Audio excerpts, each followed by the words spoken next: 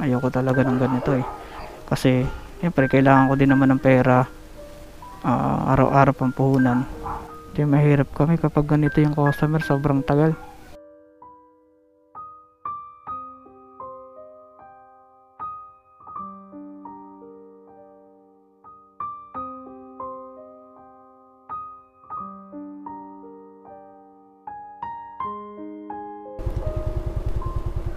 So ayun mga tol, kanina pa tayo dito.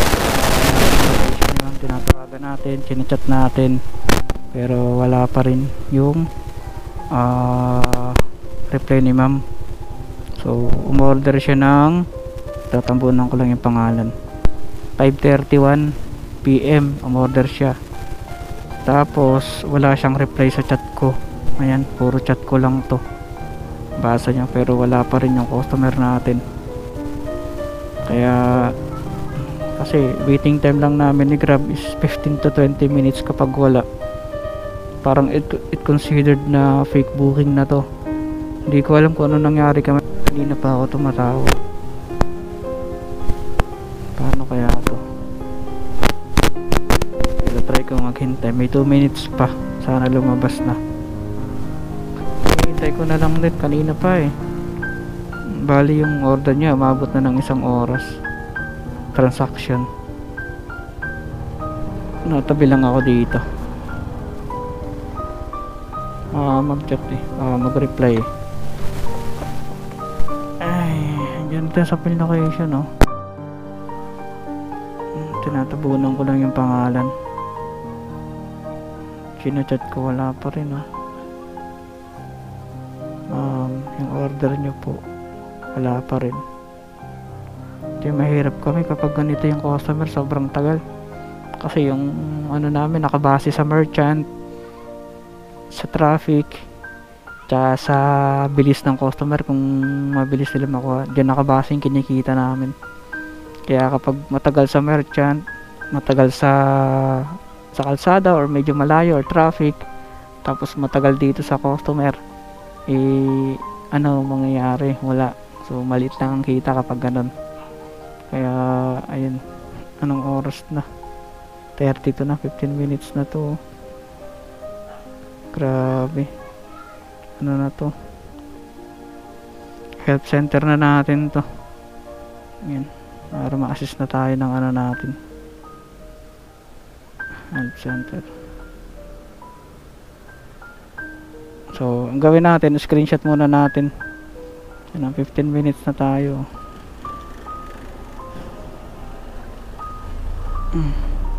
Report na natin to sa help center. So report lang natin saglit mga kawalang umay, para alam nyo din. Yan, meron na.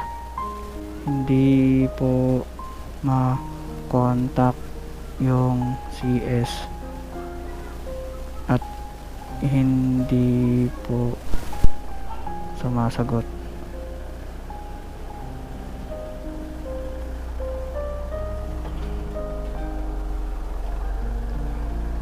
Bali po nasa 1 hour na yung transaction. So mayroon pa tayong pupuntahan. Mga 7 pa naman yun, 7 PM. So wala talaga eh, nandito naman tayo eh.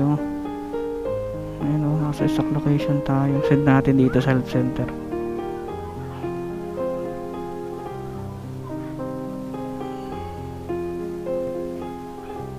Nasa pin location po ako.